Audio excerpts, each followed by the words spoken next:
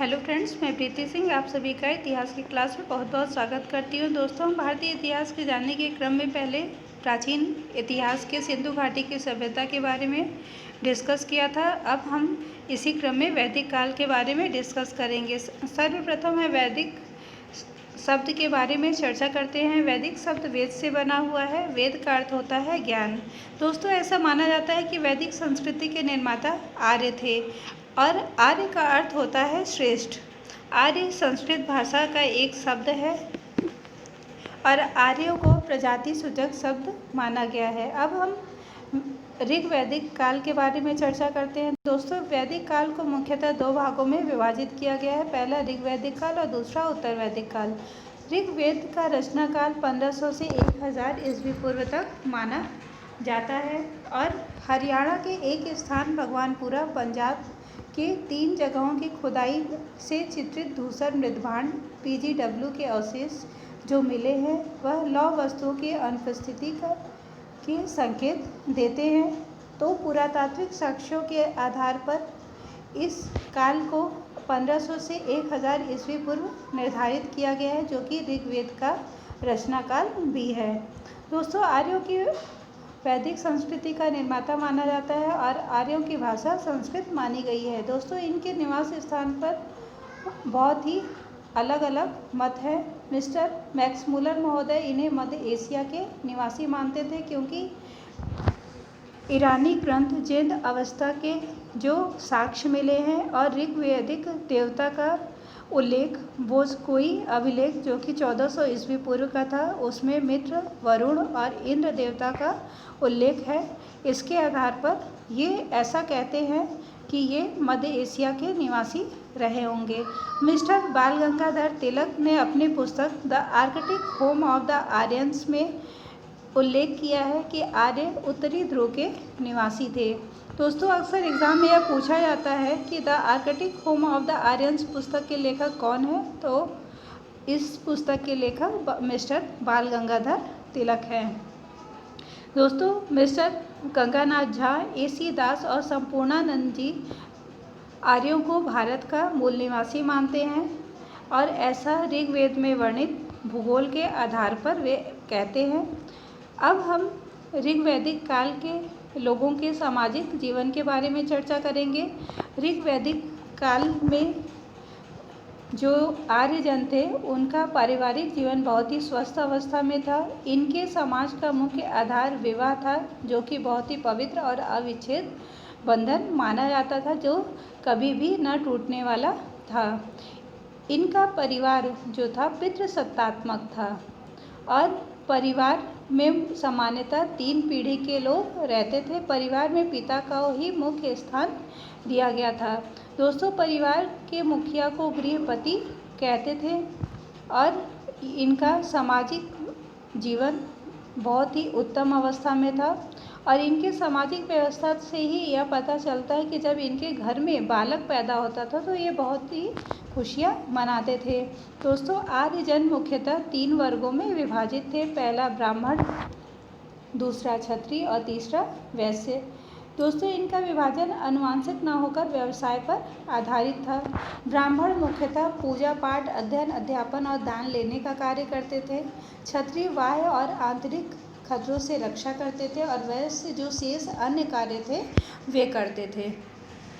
दोस्तों, ऋग्वेद के 9वें मंडल में एक सूक्त के अनुसार यह उल्लेख किया गया है कि एक ही परिवार के सदस्य कविता रचना, चिकित्सा तथा घिसाई जुताई आदि का कार्य करते थे। इससे यह पता चलता है कि इनका जो वर्ण विभाजन था वो आनुवंशिक न होकर व्यवसाय पर आधारित था। कुछ दिनों बाद ये भी साक्ष्य मिलता है कि धीरे धीरे इनका विभाजन 4 वर्णों में हो गया था, क्योंकि ऋग्वेद के अंतिम मंडल तथा पुरुष सूक्त में यह उल्लेख मिलता है कि विराट पुरुष ब्रह्मा के मुख से जो ब्राह्मण था, भुजाओं से राजन या क्षत्रिय पैदा हुआ, उरु जांघ से वैश्य और पाद या पैर से शूद्र की उत्पत्ति हुई।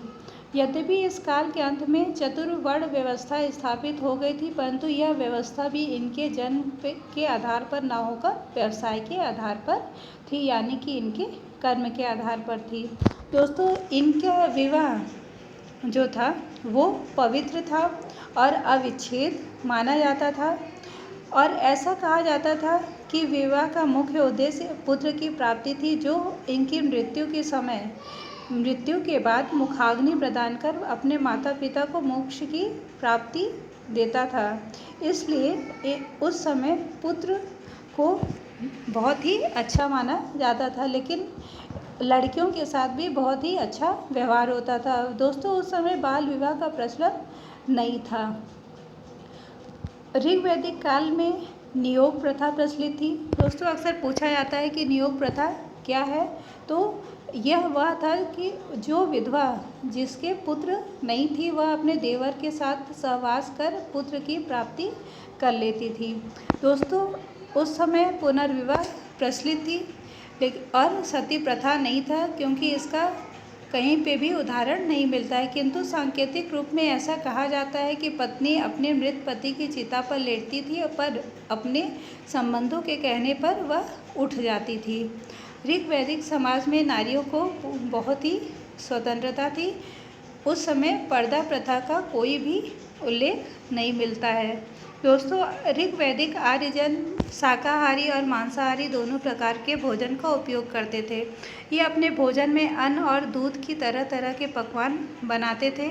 मुख्यतः अन्न के रूप में ये जौ का प्रयोग करते थे। दोस्तों इन्हें नमक का ज्ञान बिल्कुल नहीं था। ये उस समय नमक से परिचित नहीं थे।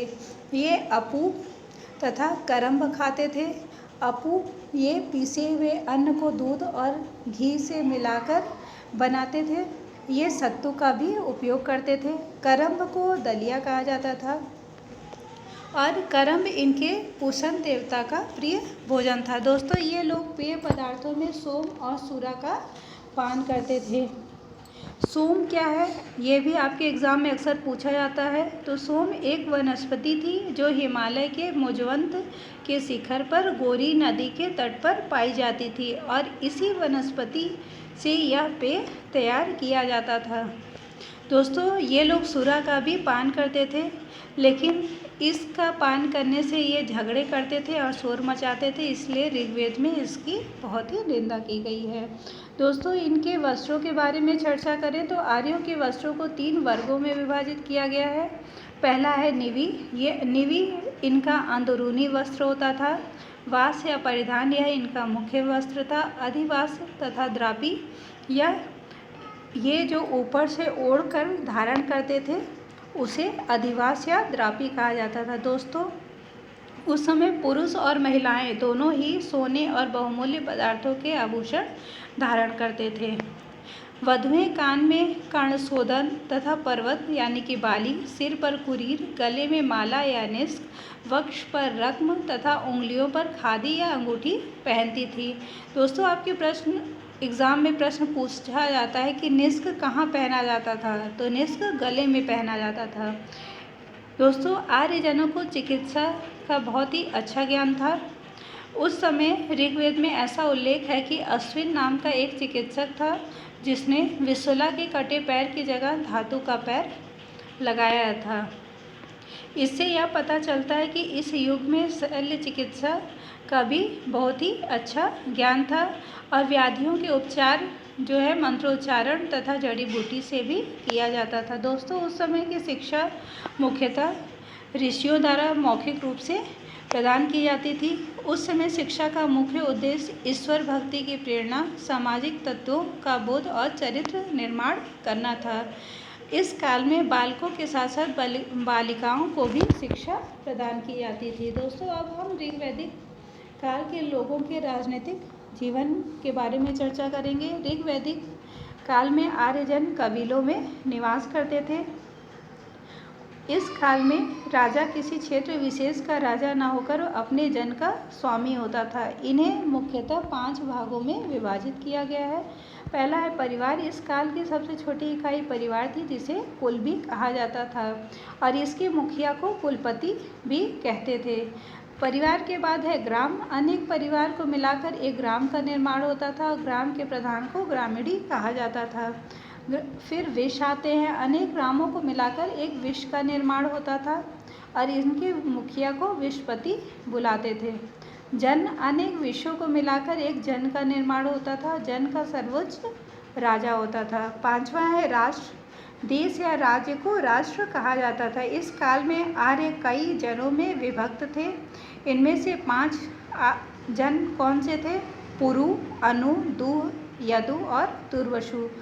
ऐसे ही 5 अनार्य जन थे। वे 5 अनार्य जन कौन कौन से थे? अनिल, पक्त, भलानस, शिव और विषाणिन। ये आपस में संघर्ष करते थे।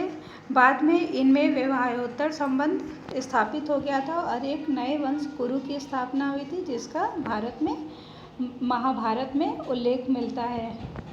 दोस्तों, ऋग वैदिक काल के राजा निरंकुश नहीं थे। उस समय जनतांत्रिक संस्था लागू थी। इस काल में सभा, समिति, विदत, गण, लोकतांत्रिक संस्थाएं थी। सभा जन के विशिष्ट लोगों का संगठन था, जबकि समिति में जन के सभी सदस्य भाग लेते थे। विदत या आर्यों की प्राचीनतम जनतांत्रिक संस्था थी, जिसमें इसका ऋग्वेद में सभा और समिति की अपेक्षा अधिक बार उल्लेख मिलता है। विदत में ही धार्मिक, सैनिक, असैनिक सभी तरह के विषयों का निर्णय लिए जाते थे। दोस्तों, अक्सर एग्जाम में पूछा जाता है कि महिलाएं किसमें भाग लेती थी, तो महिलाएं सभा और विदत दोनों में ही भाग लेती थी। इनकी विधि स्थिति के बारे में बहुत कुछ नहीं कह सकते हैं। ऋग्वेद में ऐसा उल्लेख है कि उस समय चोरी, डकैती, सेंधमारी, बेईमानी, जुआबाजी बहुत ही होता था और वहाँ के लोग रात्रि में पशु चोरी करते थे। नर हत्या करने वालों को 100 गायों का दान देना होता था और ऐसे लोगों को शतदाय भी कहते थे। आपके एग्ज़ाम में अक्सर पूछा जाता है कि शतदाय वर्ड किस लिए यूज़ होता है, तो यह उन लोगों के लिए यूज़ होता था जो हत्या करने के पर 100 गायों का दान देते थे। अपराधों के लिए आरोपित जो आर्थिक दंड होता था, उस आर्थिक दंड को वैरदेय भी कहा जाता है। दोस्तों, अपराधियों की सज़ा के तौर पर उन्हें खूंटे में बांधे जाने का भी ऋग्वेद में उल्लेख मिलता है। दोस्तों, उस समय ऋग वैदिक काल में यज्ञों को पवित्र अनुष्ठान के रूप में माना जाता था। इनकी संख्या 5 थी। पहला ब्रह्म यज्ञ, दूसरा देव यज्ञ, तीसरा पितृ यज्ञ, चौथा नृयज्ञ और 5वां भूत यज्ञ। उस काल में 3 ऋण भी थे: पितृ ऋण, ऋषि ऋण और देव ऋण। पितृ ऋण वह होता था जिसमें संतान उत्पन्न कर व्यक्ति उस ऋण से मुक्त हो जाता था। ऋषि ऋण में होता था ये अपने पुत्र को शिक्षित कर व्यक्ति इस ऋण से मुक्त हो जाता था। और देव ऋण होता था धार्मिक अनुष्ठान एवं यज्ञ आदि कर व्यक्ति इस ऋण से मुक्त हो जाता था। प्रत्येक व्यक्ति को इन 3 ऋणों से मुक्त होना भी ही एक सफल जीवन माना जाता था। दोस्तों, ऋग्वेद में 33 देवी देवताओं का उल्लेख मिलता है और यास्क ने इन्हें 3 वर्गों में विभाजित किया है: द्विस्थानीय, अंतरिक्ष स्थानीय और पृथ्वी स्थानीय। इनके महत्वपूर्ण देवताओं में इंद्र, अग्नि, सोम, वरुण आदि थे।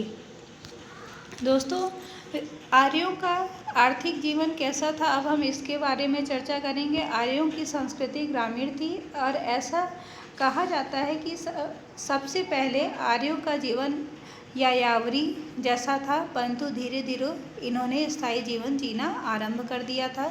इनके घर मिट्टी, खरपतवार और बांस के बने होते थे। भगवानपुरा तथा पंजाब के जो 3 स्थल मिले हैं, उनके लौह पूर्व अवस्था की PGW कल्चर का प्रतिनिधित्व करते हैं और ये इनकी ऋग्वैदिक संस्कृति की पुष्टि भी करते हैं। दोस्तों, आर्य पशुपालन तथा कृषि के कार्य करते थे। आर्यों के जीवन में पशुपालन का अत्यंत ही महत्वपूर्ण स्थान था। ये गाय से ऋग्वेद में गाय का बहुत ही उल्लेख है। गाय यानी कि गौ, इनका पशुपालन में बहुत ही महत्वपूर्ण स्थान था। ये गाय से दूध प्राप्त करते थे, दूध, दही, मक्खन आदि का उपयोग करते थे। ये खेत जोतने और अनस यानी कि बैलगाड़ी खींचने के लिए बैल का उपयोग करते थे। ये घोड़े यानी कि अश्व भी बड़ी संख्या में पालते थे। ये भेड़ बकरी भी बड़ी संख्या में पालते थे। ये इनके मांस और ऊन, खाल आदि प्राप्त करते थे। गांधार प्रांत की भेड़ें अपनी चमकीली ऊन के लिए बहुत ही प्रसिद्ध थी। दोस्तों, ये लोग भैंस दूध के लिए तथा गधा और ऊंट भार ढोने के लिए पालते थे। ऋग वैदिक काल में कुत्ते का भी उल्लेख मिलता है। आर्यजन घर की रखवाली के लिए कुत्ते भी पालते थे। इनका शिल्प व्यवस्था के बारे में बात करें तो इनके कपास और ऊन के वस्त्र बुनना इनका प्रमुख उद्योग था। बढ़ई का शिल्पियों में विशेष स्थान था। स्वर्णकार का भी उल्लेख मिलता है। बढ़ई जो औजार बनाते थे वे किसके बनाते थे? अयस्क के। और उस समय अयस्क का मतलब तांबे से लगाया जाता है। भिषज यानी कि वैद्य का व्यवसाय भी बहुत ही प्रचलित था। दोस्तों, ऋग्वेद में अश्विन और वरुण देवता को भिषज या वैद्य कहा गया है। दोस्तों, अब इनके व्यापार और वाणिज्य के बारे में चर्चा करें तो ऋग वैदिक काल के लोग मुख्यतः पशुपालक और कृषक थे, फिर भी ये व्यापार और वाणिज्य में रुचि रखते थे। इनकी व्यापार करने की प्रणाली मुख्यतः विनिमय प्रणाली थी। ये व्यापार शिल्प वस्तु, चमड़ा, चादर और कपड़े से करते थे। ये गाय और निष्क विनिमय के साधन के रूप में उपयोग करते थे। दोस्तों, इनका व्यापार स्थल मार्ग से बैलगाड़ी, रथ और भारवाही पशुओं द्वारा होता था और जल मार्ग से नौका एवं जहाज से होता था। ये लोग जल मार्ग से विदेशी व्यापार भी करते थे, क्योंकि एक समुद्री यात्रा के दौरान इनके जलयान नष्ट होने का भी वर्णन मिलता है। दोस्तों, ऋग्वेद में व्यापारी के रूप में मुख्यतः परिवर्ग का उल्लेख होता है। इस तरह से दोस्तों हमने ऋग वैदिक काल के बारे में चर्चा की और इससे जो मुख्य तथ्य है उसके बारे में हमने डिस्कस किया। नेक्स्ट वीडियो में हम उत्तर वैदिक काल के बारे में चर्चा करेंगे और इससे संबंधित प्रश्नोत्तर के बारे में डिस्कस करेंगे। वीडियो देखने के लिए आप लोगों का बहुत बहुत धन्यवाद।